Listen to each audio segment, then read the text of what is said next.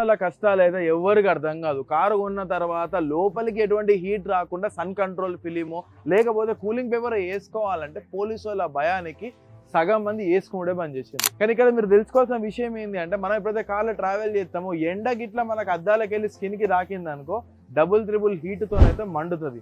So దాన్ని తప్పించుకోవాలంటే 100% మన దగ్గర ఉన్న ఏకైక ఆప్షన్ సన్ కంట్రోల్ ఫిలిం. ఇక పోలీసు వాళ్ళు ఆపినప్పుడు పరిస్థితి ఏంది అంటే, సుప్రీంకోర్టు ఇచ్చిన క్లియర్ జడ్జిమెంట్ ఏంది అంటే, చుట్టుపక్కల ఉన్న ప్రతి ఒక్క అద్దము నీకు 50% విజిబిలిటీ ఉండాలి.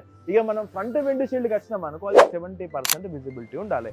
ఈ రెండు నామ్స్ నువ్వు సాటిస్ఫై చేసేటట్టు సన్ ఫిలిం కానీ ఇంకేదైనా వేసుకున్నాం అనుకో, నేను ఎవ్వరు కూడా టచ్ చేయొద్దు.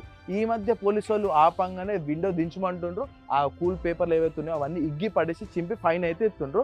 బట్ లీగల్గా అది కరెక్ట్ కాదు. ఎందుకంటే మెషిన్లు దొరుకుతాయి, వాళ్ళు మెషిన్ తీసుకొచ్చి ఈ అద్దం మీద పెట్టి ఇది ఎంత % విజిబిలిటీ ఉందని చెప్పి చెక్ చేయాలి. ఒకవేళ విజిబిలిటీ 50% కంటే తక్కువ ఉందనుకో, అప్పుడు ఫైన్ అయ్యండి 100% యాక్సెప్టబుల్. అది ఫ్రంట్ విండ్ షీల్డ్ 70% ఉండాలి. నేను 100% రాసి ఇస్తున్నా. ఇది పోయి మీరు సుప్రీంకోర్టు జడ్జిమెంట్ చెక్ చేసుకున్నప్పుడు యాస్టీజ్ ఉంటుంది. సో నెక్స్ట్ టైం మీరు సన్ కంట్రోల్ ఫిలిం వేసుకోవడానికి భయపడకుండ్రి, బట్ లీగల్ నామ్స్ ప్రకారం వేసుకోండి.